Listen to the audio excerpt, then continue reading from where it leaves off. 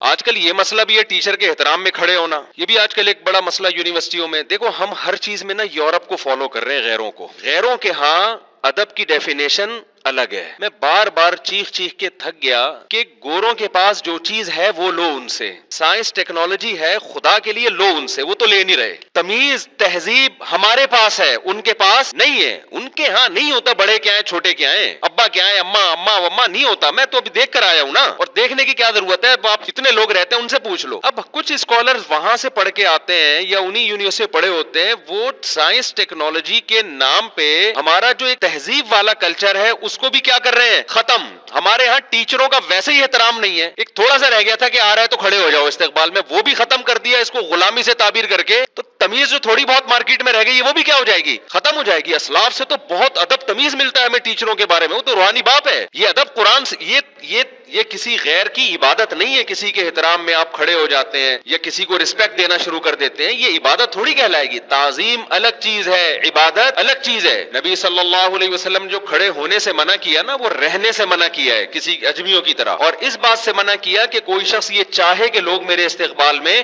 کھڑے ہوں. اور ایسے شخص کے استقبال میں کھڑے بھی نہیں ہونا چاہیے جس کی یہ چاہت ہے، وہ عزت کی بھیک مانگ رہا ہے آپ سے. لیکن اگر کوئی ٹیچر یہ چاہتا ہے کہ لوگ میرے شاگرد میرے استقبال میں کھڑے ہوں، لیکن اس چاہت سے اس کی مراد یہ نہیں ہے کہ میری اپنی تکبر اس میں، بلکہ طلبہ کی ٹریننگ کے لیے وہ چاہتا ہے تاکہ ان میں تمیز آئے، تو یہ بالکل جائز ہے. تو یونیورسٹیوں میں استاذوں کا احترام نکل رہا ہے، گھروں میں ابا اماں کا احترام نکل رہا ہے، چھوٹا بھائی بڑے بھائی کو نہیں مان رہا. جو جہاں توحید ہونی چاہیے، توحید کی ڈیفینیشن کسی کا ادب کرنا، کسی کو رسپیکٹ دینا، یہ توحید کے خلاف نہیں ہے. تو مسائل پراپر علماء سے سیکھا کریں. سمجھتے ہیں بات؟ مسائل کس سے سیکھا کریں؟ جو باقاعدہ پراپر جب تک علم نہیں ہے نا. میں آپ کو صحیح بات بتاؤں، جب میں مدرسے گیا نا، ہمارے خاندان میں اللہ کا شکر ہے بڑوں کا ادب تھا، اب بھی ہے، لیکن جب میں مدرسے گیا ہم نے ٹیچروں کا ادب کرنا سیکھا تو پھر ہمیں اندازہ ہوا یار ابا کا ادب تو اس سے بھی زیادہ ہے اسلام میں، تو ہم تو وہ تو کر ہی نہیں رہے. اب اگر ہم مدرسے میں جاتے اور ہمارے اساتذہ ہمیں یہ محنت کرتے کہ صرف اللہ ہے سب کچھ، عبادت صرف اللہ کی ہوگی، مانے صرف اللہ کی جائے گی، ہم کسی کے غلام نہیں ہے، ماں باپ کے بھی غلام نہیں ہے، ریاست کے بھی غلام نہیں ہے، لیبل لگا ہوتا توحید کا، سبحان اللہ الحمدللہ کی صدائیں گونجتی، یار یہ ہے توحید. لیکن اصل میں اس کا رزلٹ کیا نکل رہا ہوتا؟ ابے بھائی کون ماں باپ کی عبادت کرتا ہے بھائی کون ٹیچروں کی عبادت کرتا ہے؟ آہستہ آہستہ ہم کس طرف چلے جاتے ہیں؟ بدتمیزی کی طرف.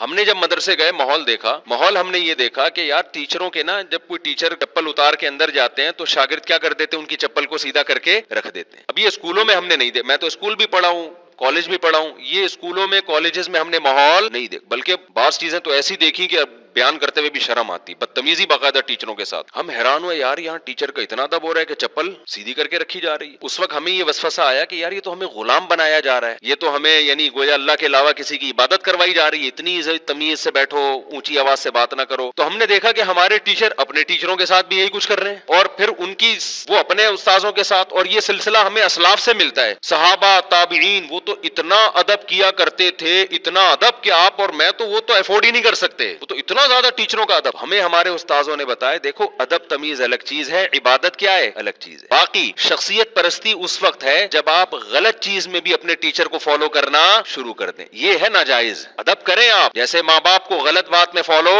نہیں کرنا، ایسے ٹیچر کو بھی غلط چیز میں فالو نہیں کرنا. ہمیں یاد ہے ایک دفعہ ہم نے اپنے شیخ حضرت مفتی رشید احمد صاحب رحمہ اللہ سے عرض کیا کہ حضرت وہ آپ کہتے ہیں کہ شریعت میں یہ حکم ہے ایسے کرو، فلاں بزرگ جو ہمارے استاذ ہیں ہمیں پڑھاتے ہیں جن کا ہم بڑا احترام کرتے ہیں وہ تو ایسے نہیں کہتے، وہ تو یوں کرتے ہیں، تو ہمیں بھی یوں کرنا چاہیے. انہوں نے کہا بھائی بڑوں کا ادب احترام کیا جائے گا، اچھی چیزوں میں ان کو فالو کیا جائے گا، اگر ان میں کوئی غلطی ہے تو اس غلطی میں ان کو قطعاً فالو مت کرو. اور یہ صرف زبانی دعویٰ نہیں تھا، ہم نے ان کی زندگی میں دیکھا بھی. لیکن اختلاف کرتے تھے اپنے بڑوں سے، اختلاف بھرپور کیا. اگر لگا کہ ان کی دلیل ٹھیک نہیں ہے، اور اختلاف کا حق بھی اس کو ہے جس کے پاس پراپر علم ہو. ایسا نہ ہو خام خام اختلاف کرنا شروع کر دیں، آپ میں فہم ہے نہیں، صلاحیت ہے نہیں، اور آپ بڑوں سے اختلاف کرنا شروع کر دو یہ سوچ کے کہ میرے پاس علم ہو. علم ہی نہیں ہوتا بعض دفعہ آپ کے پاس، لیکن اگر نالج ہے، آپ کے پاس علم ہے، دلیل سمجھ میں آ گئی آپ کے، تو پھر حضرت ادب کے دائرے میں بڑوں سے اختلاف کرتے تھے. اور کتنے مسائل میں اختلاف کیا ہے، فتویٰ دیا اس پر، لیکن اختلاف بھی کتنا تمیز سے. اب میں آپ کو اس کی ایک اور مثال دیتا ہوں. یہ تمیز مارکیٹ میں شارٹ ہو رہی ہے. پھر کچھ اوپر سے ایسے مذہبی اسکالرز آ رہے ہیں جو بیچاروں کی نیت اچھی ہے، کام اچھا کرنا چاہتے ہیں، لیکن وہ اس طرح سے کر رہے ہیں کہ تھوڑی بہت تہذیب رہ گئی ہے نا، اس کا بھی بیڑا غرق ہو رہا ہے. تو وہ ہمارے حضرت کیا کیا کرتے تھے، حضرت فرمایا کرتے تھے کہ میرا جب کسی بڑے سے اپنے استاد سے اختلاف ہوتا ہے نا کسی مسئلے میں، اور وہ مسئلہ اس نے کسی کتاب میں، جیسے ایک بہشتی زیور کی مثال لے لیتا ہوں، مولانا شرف علی تھانوی رحمۃ اللہ علیہ ہمارے حضرت کے استاذوں میں سے ہیں،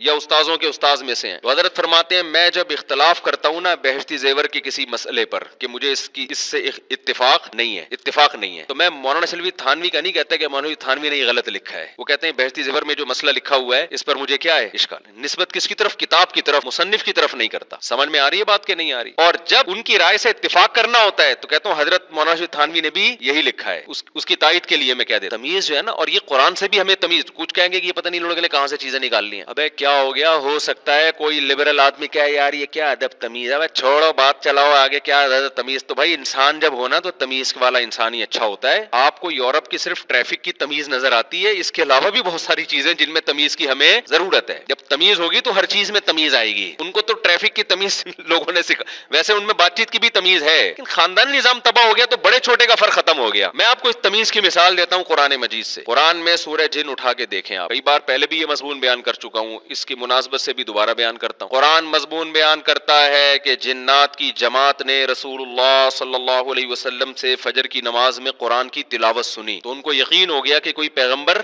دنیا میں آئے ہیں. اور ہمارا جو آسمانوں پہ جانا بند ہوا وہ اسی وجہ سے بند ہوا کہ اللہ نے ایک پیغمبر کو بھیجا ہے تاکہ وہی میں اور ہمارا کوئی تصرف نہ ہو. تو وہ جنات نے جب آ کے اپنی قوم کو تبلیغ کی نا تو کہنے لگے کہ ہم جب آسمانوں پہ جاتے تھے تو اب ہم نے ہمارے جانے پر پابندی لگا دی گئی تھی تو ہمیں سمجھ میں نہیں آ رہا تھا. انا لا ندری اشر ارید بمن فی الارض ام اراد بہم ربہم رشدا. ہمیں نہیں پتا کہ زمین والوں کے ساتھ شر کا ارادہ کیا گیا ہے یا زمین والوں کے رب نے خیر کا ارادہ کر لیا ہے. دیکھو بات تو یہ ہونی چاہیے کہ ہمیں نہیں پتا کہ زمین والوں کے ساتھ شر کا ارادہ کیا گیا ہے یا خیر کا ارادہ کیا گیا ہے. کرنے والے کا تذکرہ ہی نہ کرتے کہ ارادہ کر کون رہا ہے. بھائی یوں کہتے نا کیا ہو گیا سب کہاں سے آئے آپ؟ غلط بات تو نہیں کر رہا، بات سمجھ میں آ رہی ہے؟ شیرشاہ سے آئے نا. بھائی الفاظ یا تو یوں ہوتے کہ ہمیں نہیں پتا کہ زمین والوں کے ساتھ شر کا ارادہ کیا گیا ہے، پیسو وائس فعل مجہول، سبجیکٹ کا تذکرہ نہیں ہوتا.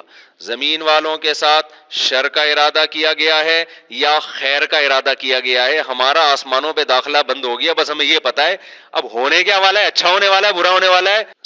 وہ سانو کیا کہتے ہیں پنجابی میں، سانو نہیں پتا کہ کی ہو رہا ہے، یہ ہونے والا کی ہے. سبجیکٹ کا تذکرہ ہی نہ کرتے، اور اگر کرتے اللہ کا تذکرہ انہوں نے کیا یا تو پھر یوں کہتے کہ ہمیں نہیں پتا کہ رب نے جو اس کائنات کو بنانے والا ہے، زمین کا رب ہے، اس نے شر کا ارادہ کر لیا ہے یا خیر کا. یا تو دونوں کا شر کی نسبت بھی اللہ کی طرف کرتے کہ اللہ نے شر کا ارادہ کیا یا اللہ نے خیر کا ارادہ. جنات میں بھی اتنی تمیز تھی، انہوں نے کہا جب شر کی بات آئے نا تو سبجیکٹ کا تذکرہ نہیں کرو، اللہ کی طرف شر کی نسبت کرتے ہوئے اچھا نہیں لگ رہا. ایک بے ادبی معلوم ہو رہی ہے.